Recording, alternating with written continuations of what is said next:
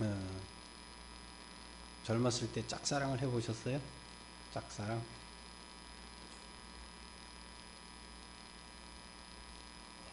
짝사랑은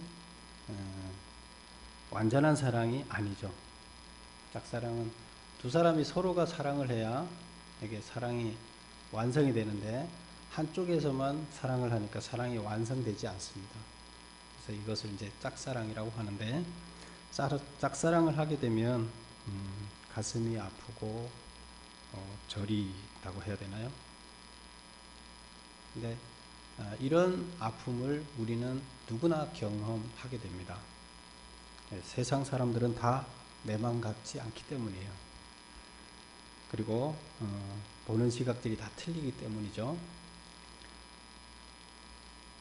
근데 온전한 사랑, 둘이 서로 사랑을 하게 되면 이제 사랑이 완성이 되죠. 그렇게 되면 아픔이 사라지게 되고 아픔으로부터 해방되게 되는데요. 하나님은 오랫동안 우리를 짝사랑했습니다. 하나님께서는 우리를 짝사랑했는데, 우리는 하나님을 바라보지 않고 있어요. 하나님은 우리만 바라보고 계속 나만 바라보고 짝사랑하고 계세요. 근데 나는 하나님을 바라보지 않고 세상을 바라보고 우리는 있었습니다. 그래서 우리는 세상 속에 빠져갔고 세상의 악의 구렁텅이 속에서 우리는 즐기고 있습니다. 근데 그것이 바로 죽음의 길이기 때문에 하나님께서는 그걸 바라보면서 너무나 가슴이 아픈 거예요. 자식이 지금 죽음의 길로 가고 있는데 스스로 그걸 깨닫지 못하고 거기에 빠져있기 때문이에요. 또 알려줘도 믿지도 않고 헤어나오지도 않고 있어요. 그래서 하나님은 혼자 가슴 아파 하십니다.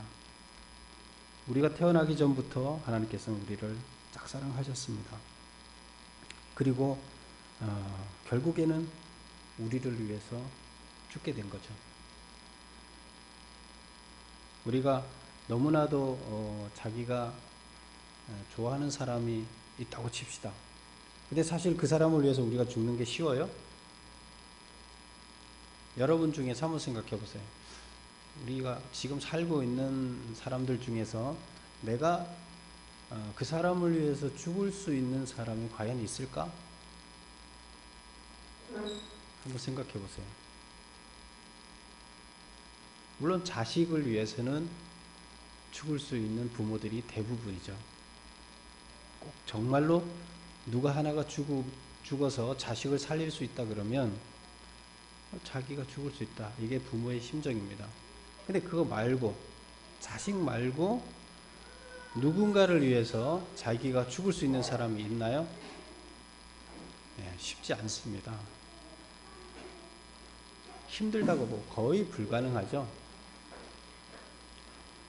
그래서 우리는 누구를 위해서 대신 죽는다는 것은 거의 어렵습니다. 그러나 너무나 사랑한다면 자식이 아닌 우리가 사랑하는 어떤 여인이 있다고 그랬을 사랑하는 연인이 있다고 그랬을 때 그 연인을 위해서 죽을 수는 있을 수 있을 거예요. 다는 아니겠죠. 일부는. 연인이 병들었다 그러면 떠나는 사람도 많잖아요. 결혼하려고 그랬는데 이 여인이, 자기가 사랑하는 연인이 암에 걸렸다더라, 오래 못 산다더라, 그러면 결혼하지 말아야 되겠다. 뭐 거의 대부분 그렇게 결론을 내리죠. 그 뭐 잘못이라고 하면 안 돼요. 뭐 당연한 거예요. 당연한 것을 잘못이라고 하면 안 되고요. 강요하면 안 되는 거죠. 근데 하나님은 우리를 너무나 사랑하기 때문에 자기 목숨을 결국 버리셨습니다. 우리를 살리기 위해서 인간의 모습으로 오셨어요. 본인이 직접 오신 거예요. 우리는 그것을 하나님의 아들이라고 이렇게 일컬을 뿐이지, 하나님이 인간의 모습을 하고 이 땅에 오셔서 그 다음에 이 땅에 오신 다음에 우리를 위해서 죽으신 거예요. 살리기 위해서. 왜? 죄 문제가 해결 안 되니까. 우리가 죽어야만 죄 문제를 해결하고 구원받을 수 있기 때문이에요. 그래서 우리는 하나님과 우리와의 관계를 우리는 이렇게 볼 수 있어요. 우리가 내 자식을 위해서는 죽을 수 있다. 하나님께서는 결국 하나님과 우리와의 관계는 혈육으로 맺어진 부모와 자식 간의 관계라고 이렇게 보면 돼요. 누가 감히 그렇게 자식을 아닌 사람하고는 죽을 수 있나요? 어려워요. 거의 불가능해요. 근데 자식을 위해서는 죽을 수 있어요. 하나님께서는 내가 낳은 자식이라고 칭하셨어요. 그리고 그 자식을 위해서 죽으셨어요. 자식을 위해서 죽었다는 것은 결국 혈연으로 맺어진 친자식이다, 이렇게 봐야 돼요. 우리는 부모님만, 나를 낳아준 부모님만 혈연으로 맺어진 친부모님처럼 생각이 돼요. 그런데 사실은 우리 모두들은 하나님의 자녀예요. 하나님께서 우리들을 낳으셨어요. 근데 인간의 몸을 빌려서, 부모의 몸을 빌려서 이렇게 이 땅에 우리를 있게 했다고 보시면 됩니다. 그래서 우리는 하나님이 우리의 친아버지 되시다.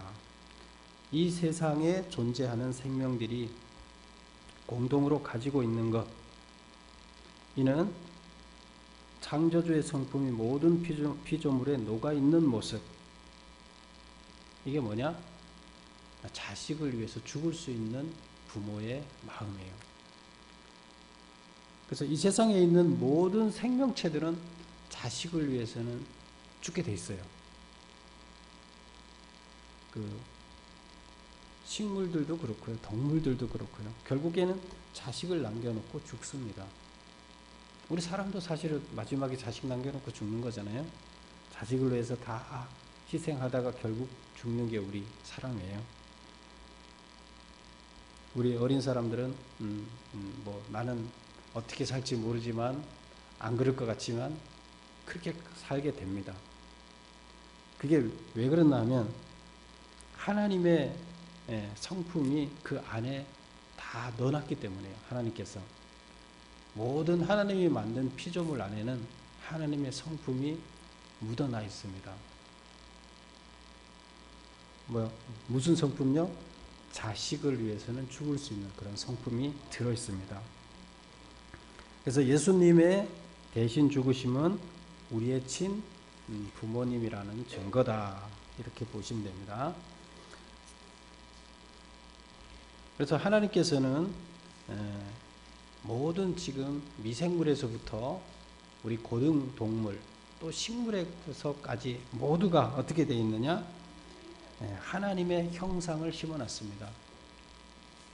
그래서 우리가 어떤 나무의 열매를 따서 다른 나라에 갖다 심었을 때 아무리 먼 나라에 가서 심어도 어떻게 돼요? 그 열매가, 똑같은 열매가 나옵니다. 근데 그 열매가 여기에서 심었을 때 하고 아프리카에 갖다 심었을 때 하고 전혀 틀린 열매가 달리고 형태도 틀리다? 그렇지 않죠. 왜 그래요? 그 열매 안에 형상을, 그 부모 나무의 형상을 그대로 담고 있기 때문에요. 그 작은 열매 하나 안에. 그래서 그 성질을 그대로 다 형질을 갖고 있기 때문에 어디 가서 다시 싹이 나더라도 똑같은 형질을 드러내게 됩니다. 이게 하나님께서 모든 피조물에게 담아놓은 하나님의 형상입니다. 근데 이게 물질에만 그런 게 아니라 우리 영에도 마찬가지입니다. 우리들 영에는 하나님께서 뭘 심어 넣느냐? 하나님의 형상을 심어놨어요. 그래서 창세기 1장 27절에서 하나님은 하나님의 형상대로 우리를 창조하셨다 이렇게 했는데, 거기에는 하나님의 성품을, 하나님의 그런 성품을 우리 마음속에 심어놨다는 거예요. 상현아, 앉아 있어요. 예배 시간에 왔다 갔다 하면 안 돼요. 저 뒤에 가서 앉아 있어요. 상현아, 내 얘기 들려요? 대답해봐요. 들려요? 들려요? 안 들려요? 들리죠? 네, 그럼 저기 가서 앉아 있어요. 네. 그래서 하나님의 형상대로 우리들을 창조했습니다. 그래서 모든 씨앗 속에 부모나무의 형상이 모두 들어있습니다. 그 형상의 법칙에 따라 우리 자녀들은 부모를 닮게 돼 있는데, 뭐 부모의 외모도 닮게 돼 있고 또 부모의 성품도 닮게 돼 있어요. 근데 이거는 안 닮을래야 안 닮을 수가 없어요. 왜? 그렇게 만들어 놓기 때문에요. 그래서 우리의 영혼 속에도 그의 형상이 담겨져 있다. 그래서 여러분 속에 다 하나님의 형상이 다 들어 있습니다. 여러분들은 내가 어떻게 하나님을 닮아갈 수 있을까? 어떻게 내가 거룩해질 수 있을까? 뭐 이런 생각을 할 수 있는데요. 하나님의 형상이 여러분 가운데 다 들어있어요. 들어있기 때문에 우리들은 하나님을 닮아갈 수가 있어요. 수연아, 뚝. 그래서 우리들은 하나님의 형상이 내 안에 들어있다는 것을 여러분들은 인정해야 됩니다. 믿어야 됩니다. 믿어지세요? 하나님께서 그렇게 만드셨어요. 근데 우리들은 내가 할 수 없다고 생각해요. 내가 하나님을 닮아갈 수 없다고 생각하는데 내가 하는 게 아니에요. 그 나무가 심어지면 나무가 스스로 자기가 부모 형상을 쫓아가나요? 스스로 노력해서 부모나무와 똑같이 되나요? 살구나무를 심었어요? 그러면 살구나무가 자기가 노력해서 살구나무가 되나요? 배씨를 심었어요. 자기가 노력해서 아버지 배씨나무랑 똑같이 노력해서 되나요? 아니에요. 그 안에 형상이 들어있기 때문에 자동으로 되는 거예요. 내가 하는 게 아니에요. 우리 안에 있는 하나님의 형상은 내가 노력해서 하나님을 닮아가는 게 아니에요. 그냥 어떻게 하면 되느냐? 씨를 뿌렸을 때는 씨가 자라서 그게 성장하려 그러면 여러 가지 조건이 필요해요. 우선은 물이 있어야 되고 습기가 있어야 되죠. 그 다음에 태양빛이 있어야 되고, 그리고 발화가 되고 나면 그 다음에 영양분이 있어야 돼요. 기본적으로 이런 기초적인 한 3가지 정도가 있어야 이게 살 수가 있어요. 성장할 수가 있어요. 자연의 법칙하고 인간의 법칙이 똑같아 그랬죠. 우리 영의 법칙. 그럼 우리 영도 어때요? 마찬가지예요. 우리 안에 하나님의 형상이 심어져 있어요. 나무의 형상이 심어져 있어서 그 나무가 시간이 되면 똑같이 아버지 나무를 닮아가는 것처럼 우리도 우리 안에 하나님의 형상이 있기 때문에 시간이 되면 하나님을 닮아가게 돼 있는 거예요. 근데 그렇게 되려면 싹이 트어야 되겠죠. 싹이 트어야 되는데 어떻게 싹이 틀 수 있느냐? 그 싹을 틔우는 것은, 나무는 뭐 때문에 싹이 트나요? 자기가 노력하는 게 아니죠. 그것도 하나님의 은혜예요. 무슨 은혜? 빛과 물과 이런 조건은 다 뭐예요? 공기와 하나님의 은혜죠. 자기가 만들어내는 거 아니죠. 값없이 주는 하나님의 은혜입니다. 결국 우리도 마찬가지예요. 우리가 싹 틀려면 사랑이라는 게 필요합니다. 어떤 사랑? 조건 없는 사랑입니다. 그래서 한 자녀가 태어나서 하나님의 형상을 닮아가려면 누군가로부터 조건 없는 사랑을 체험을 해야 돼요. 그걸 체험하지 않으면 우리 영은 절대로 깨어나지 않습니다. 영이 깨어나야 돼요. 영이 깨어나야 이제 씨가 싹 트는 건데, 씨가 싹이 트지 않으면 성장할 수 없잖아요. 우리 영이 깨어나야 돼요. 그래야 성장할 수가 있는데, 그 깨어나는 건 뭘로 깨어나느냐? 조건 없는 사랑으로 깨어납니다. 조건 없는 사랑이 없다면 깨어날 수가 없어요. 그럼 한 인간이 인간으로서 하나님을 닮아가기 위해서는 누군가가 조건 없는 사랑을 부어줘야 돼요. 근데 그게 누구예요? 1차적으로는 부모님이잖아요. 어머니의 사랑, 아버지의 사랑, 이 가정에서 조건 없는 사랑이 부어지게 되면 거기서부터 이제 마음이 열리고 씨가 싹이 트기 시작하는 겁니다. 깨어나기 시작합니다. 근데 그것만으로 되느냐는 거죠.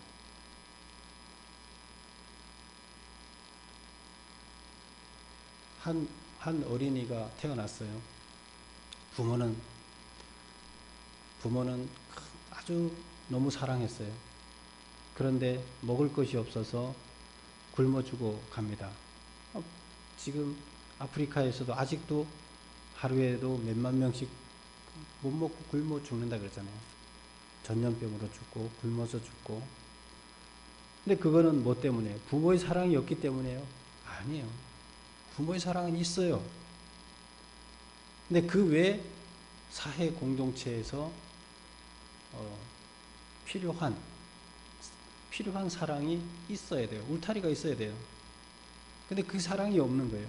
사회에서 그들을 보호해 줄 만한 국가가 그런 힘을 갖고 있지 않아요. 사회 공동체가 그런 능력이 없어요. 그렇게 되면 결국 그런 사랑을 줘야 되는데 그런 사랑을 못 주는 거잖아요.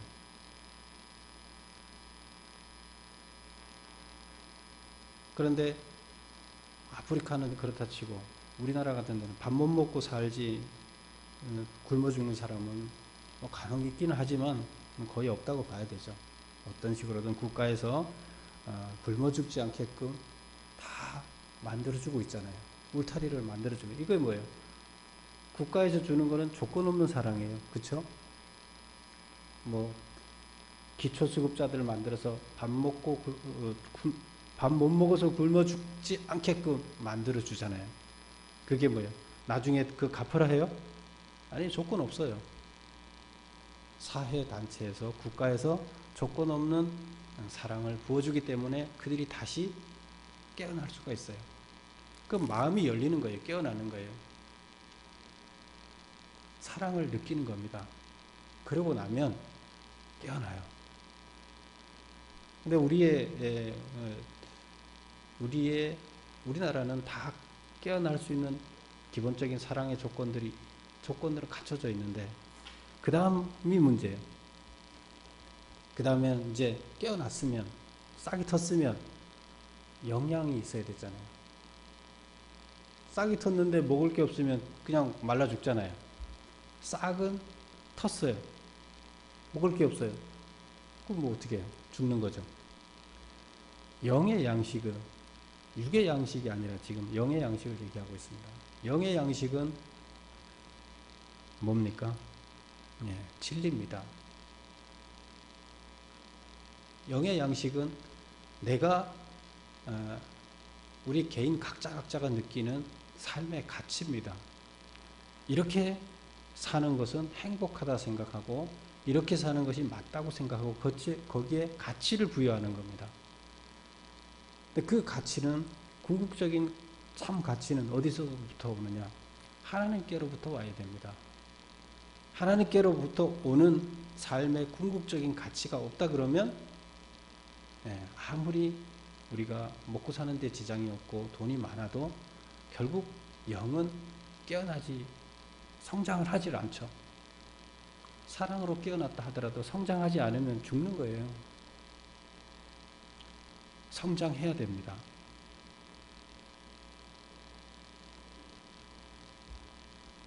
그래서 잠자고 있는 형상을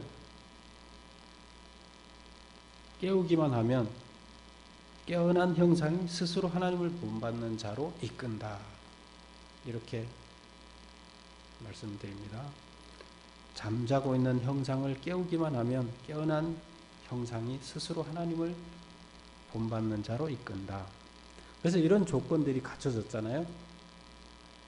무조건적인 사랑, 사회적인 사랑, 말씀의 공급, 이런 것들이 다 갖춰진다 그러면 그 다음에는 어떻게 된다고요?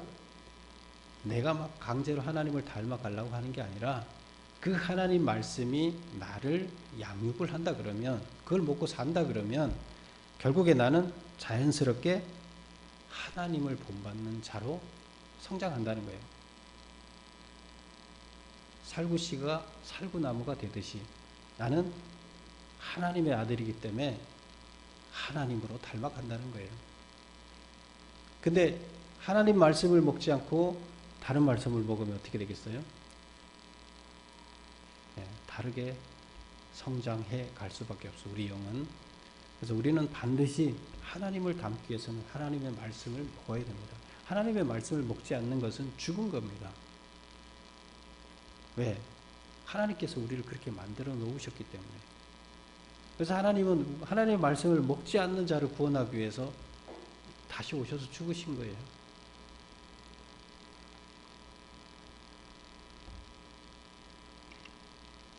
다시 한번 정리합니다. 하나님의 형상은 스스로 자란다. 어떻게 됐을 때? 조건이 갖춰지면. 조건은 가정의 무조건적인 사랑, 사회의 무조건적인 사랑, 그 다음에 하나님의 말씀. 하나님의 말씀을 우리는 안 먹게 되면 살아있지만 죽은 거예요. 영적으로 죽은 거예요. 말라 죽은 거예요. 그래서 우리는 하나님의 말씀을 먹고 사랑 안에 거한다 그러면, 하나님의 말씀은 하나님의 사랑이에요. 그래서 결국에 우리를 깨어나서 성장하게 하는 것은 하나님의 사랑입니다. 그럼 하나님의 형상의 내용은 뭐냐? 하나님의 형상을 담는다 그랬는데 하나님의 형상의 내용은 뭐냐? 거룩하고 흠이 없게 되려는 소망입니다. 에베소서 1장 4절에서 얘기하고 있는데요. 영적 형상이 깨어난다는 것은 우리 안에서 영적 형상이 이제 그 씨가 돼 있다가 영적인 형상이 씨잖아요. 그 씨가 이제 깨어나는 거예요. 깨어나서 싹이 터야 되는데, 깨어난다는 것은 거룩하고 흠이 없게 되려는 소망이 그 영혼에 나타나게 됨을 말한다. 우리가 영적으로 깨어났다는 것은, 사랑으로 하나님의 말씀으로 깨어나서 성장한다는 것은 거룩하고 흠이 없게 되려는 소망이 이 안에 가득한 거예요. 이게 이제 영적으로 깨어나기 시작하는 거예요. 여러분 안에 거룩하고 흠이 없게 되고 싶은 소망이 있으세요? 이것이 가득해서 계속 늘어나야 돼요. 그러면 깨어난 거예요. 싹이 튼 거예요. 근데 이게 점점 성장해 나가야 되겠죠? 뭐가 성장해야 돼요? 거룩하게 살고 싶은 욕망, 흠이 없게 살고 싶은 욕망이 내 안에서 계속 일어나고 이게 커져야 돼요. 이게 계속 커지면 성장하는 겁니다. 그 다음에 커지다 보면 그게 욕망으로 남아있지 않고 실천으로 가게 되겠죠. 그러면 나도 모르게 하나님처럼 되게 되는 겁니다. 그래서 우리 영에 싹이 튼다는 것은 뭐냐? 하나님처럼 내 안에 거룩해지고 싶은 욕망, 그 다음에 흠이 없게 살고 싶은 욕망이 가득해지고 결국 그것이 실천으로 이어지는 것이다. 이렇게 보면 되겠습니다. 그래서 영적 형상이 장성하게 되면 결국 하나님의 심정이 주어지는 거예요. 우리한테. 그 싹이 터서 그게 성장을 하게 되면, 장성했다는 것은, 어른이 됐다는 것은 하나님의 심정이 주어졌다는 거예요. 우리 안에. 하나님의 심정이 주어졌으면 뭐예요? 하나님과 똑같이 생각하고 하나님이 뭐라 얘기를 안 해도 내가 생각하는 게 하나님의 생각이고 내가 행동하는 것이 하나님이 원하는 행동이 되는 거고 그런 거예요. 그럼 그때는 어떻게 하겠어요? 하나님이 너는 드디어 이 세상을 잘 이끌어갈 자이구나. 내가 너한테 다 맡겨도 되겠구나. 난 손 놓고 너가 알아서 하기를 바랄 테니까 너가 알아서 해라. 그겁니다. 하나님의 형상이 성장해서 하나님처럼 됐기 때문이에요. 그러면 우리는 어떻게 됩니까? 하나님을 사랑할 수밖에 없어져요. 그전에는 하나님만 우리를 바라보고 우리는 세상을 바라보고 있었는데 우리 영적 형상이 깨어나서 성장을 하게 되면 나중에는 하나님이 우리를 사랑하듯이 우리도 똑같아졌기 때문에 하나님과 나하고 똑같기 때문에 너무 편한 거예요. 하나님이. 그전에는 하나님이 너무 멀었는데 지금은 우리 코드가 맞는다 그러잖아요. 나하고 코드가 딱 맞는 거예요. 그러니까 하나님하고 있는 게 너무 편하고 세상하고 있는 게 너무 불편해요. 이게 뭐예요? 하나님을 사랑하게 된 거예요. 그러면 이제 영적 형상이 성장해서 장성하게 되면 결국 우리는 하나님을 사랑하게 되고 하나님과 나하고 사이에 온전한 사랑이 짝사랑이 아니라 온전한 사랑으로 열매 맺는다는 거죠. 그래서 사도 바울은 하나님과 온전한 사랑을 완성하라 이렇게 얘기를 합니다. 그리스도께서 너희를 사랑하신 것 같이 너희도 사랑 가운데서 행해라 이렇게 얘기를 합니다. 사랑 가운데서 행해라. 하나님께서 우리를 위해 사랑하신 것 같이 우리도 사랑 가운데서 행해라. 이렇게 형상이 자라서 결국 하나님을 사랑하게 되는 것 그리고 그게 행동으로 다 옮겨지는 것을 얘기합니다. 눈에 보이지 않는 하나님을 사랑하는 방법은 그럼 뭐냐는 거죠. 우리의 이웃을 내 몸같이 사랑하는 것입니다.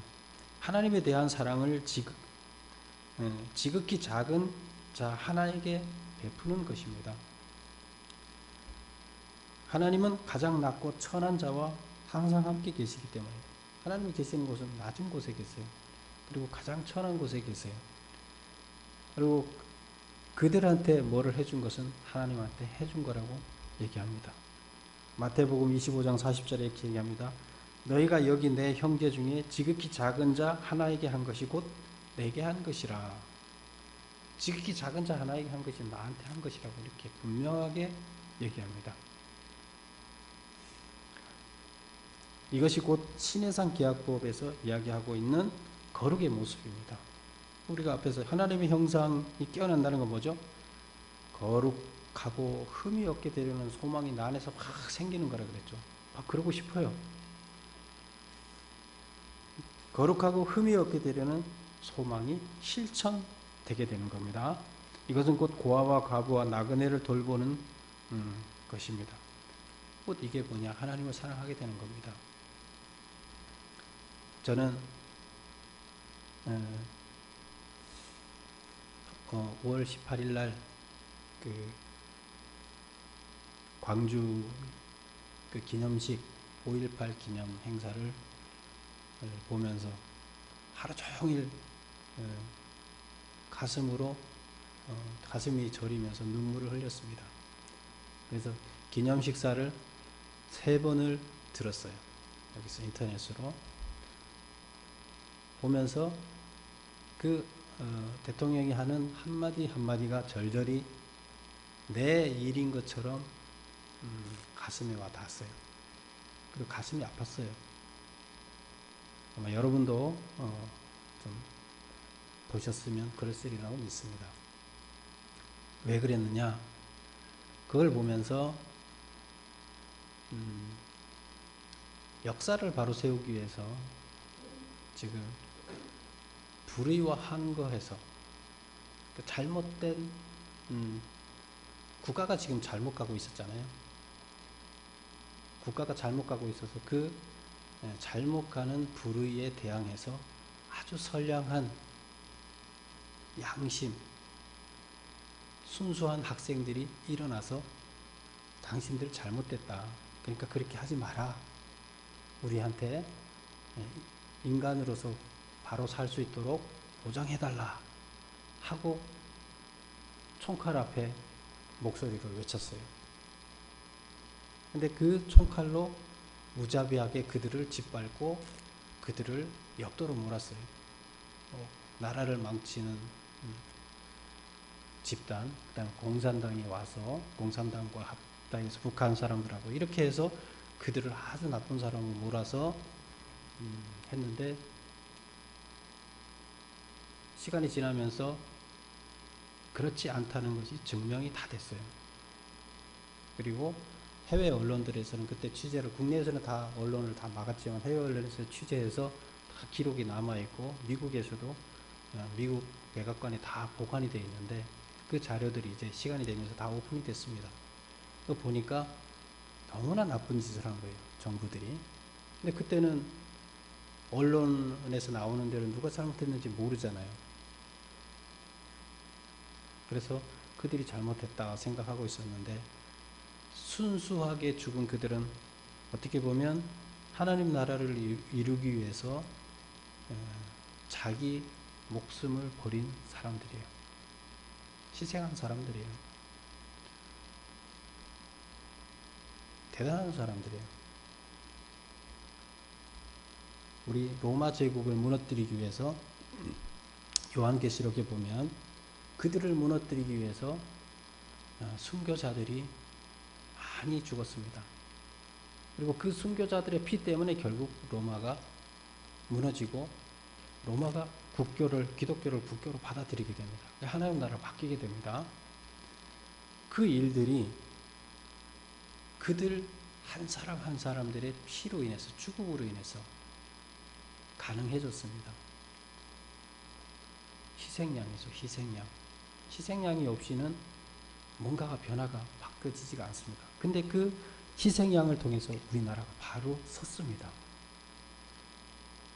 칼, 총, 권력을 가진 자, 정권을 가진 자들이 결국 가난한 자들을 위해서 그들이 집권하는 사람들이 뭘 해야 돼요?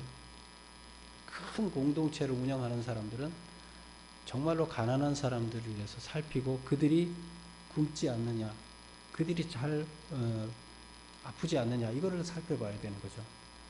그런데 그 힘 가진 사람들은 지금까지 뭐 했어요? 뺏을 수 있는 게 뭐냐? 다 뺏어서 자기네 착복하는 수단으로 사용했어요. 우리나라 지금까지 정부도 현재까지 일부 중간에 그렇지 않은 사람 있긴 했지만 그러나 그 세력들이 지금까지 집권해서 왔습니다. 가진 자들이 갖지 못한 자들을 빼앗아서 자기들의 배를 불리는 데만 급급한 것이 우리나라에 지금까지 기득권 세력들이 장악하고 있었습니다.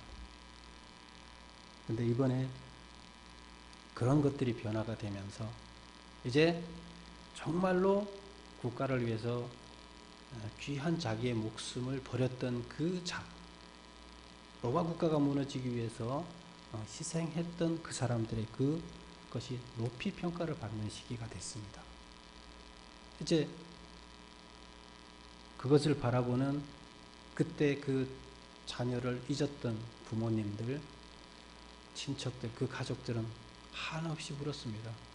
왜? 그들이 살아날 수 있어서 울은 게 아니에요.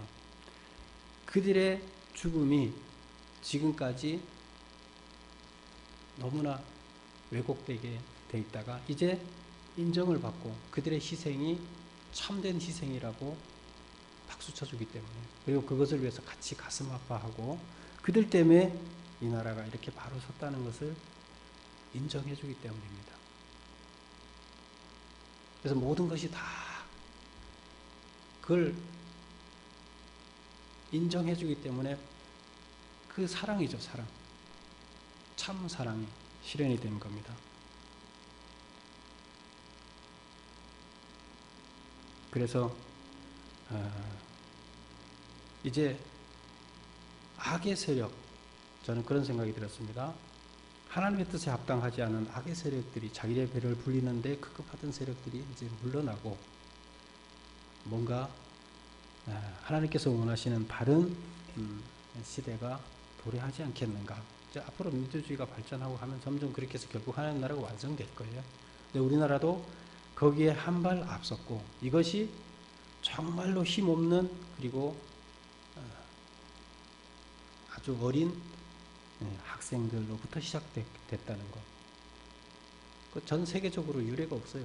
그리고 광주 사건은 인류문화유산으로 등재가 됐어요. 현대에서 이런 사건은 없었다. 그래서 전 세계 인류문화유산으로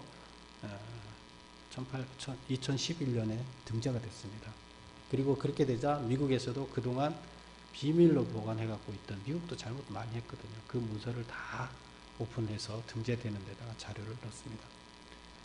그래서 이것은 세계 민주주의를 일으키고 세계 앞으로 이렇게 가진 자들이 탄압하는 이런 것들을 없애고 하는 표본이 되는 사건이 바로 광주 사건이 됐습니다. 우리나라 국민들이 이런 일을 해냈다는 겁니다. 다른 사람들은 총칼 앞에 무서워서 못할지라도 우리나라 사람들이 해냈다. 지금 국가는 뭘 해야 되느냐? 바로 씨가 깨어나도록 가난한 사람, 고아와 과부, 나그네를 돌봐야 돼요. 그게 집단이, 사회가 필요한 이유가 바로 그것 때문이에요. 개인들은 그걸 못해요. 그러나 어떤 공동체를 통해서 그 일을 해낼 수가 있습니다. 자기들 배불리는 일을 하지 말고 이들을 돌보라는 겁니다. 이것은 성경에 나와 있는 이야기 그대로입니다. 우리 성경에 나와 있는 이야기는 바로 국가의 통치 이념입니다. 신해상 계약법 자체는 바로 이겁니다. 고아와 과부와 나그네를 돌보는 게 무엇이다? 이스라엘 지도자들이 해야 할 일이다. 제사장들이 해야 할 일이다. 이것을 무슨 일이 있어도 이걸 해라. 너희가 나를 사랑하느냐? 그렇다 그러면 이걸 해라. 이게 하나님의 뜻입니다. 근데 저는 이제 우리나라가 드디어 이제 이런 방향으로 갈 수 있지 않겠나 하는 기대를 갖습니다. 근데 우리는 같이 참여해야 됩니다. 공동체는 몇 사람의 공동체가 아닙니다. 공동체 구성원 모두가 같이 참여해야 됩니다. 그리고 같이 만들어가야 됩니다. 하나님 나라는 내 혼자만 만든다고 되는 것이 아닙니다. 연합해서 같이 만듭니다. 그리고 거기에는 반드시 희생이 따르게 됩니다. 희생을 통해서 완성되게 되어 있습니다. 희생을 통해서 결국 우리나라가 바로 설 수 있는 것과 마찬가지입니다. 그래서 하나님께서 우리에게 원하시는 것은 하나님의 형상,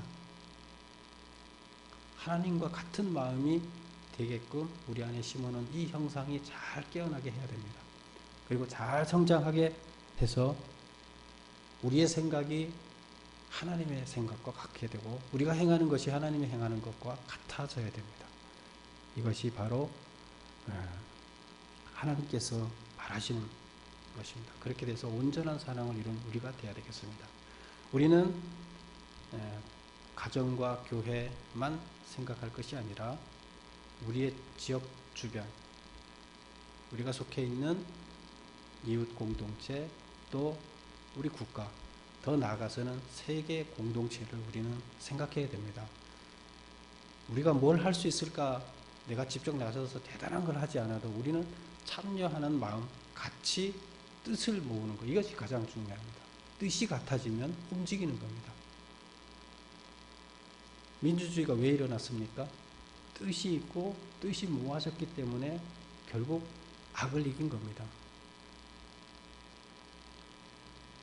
그래서 우리는 지금까지 내 안에 있는 작은 것만 봤다 그러면 하나님께서 원하시는 큰 나라, 하나님 나라의 완성은 전체를 보기를 해야 됩니다. 그리고 국가를 바라보는 우리가 되어야 되겠습니다. 하나님을 사랑한다 그러면 큰 공동체를 사랑해야 됩니다. 그것이 하나님의 뜻입니다. 그래서 우리는 일주일 동안 나라와 민족 또 세계를 생각하면서 기도하는 우리가 되기를 원합니다. 기도하겠습니다. 아버지 하나님,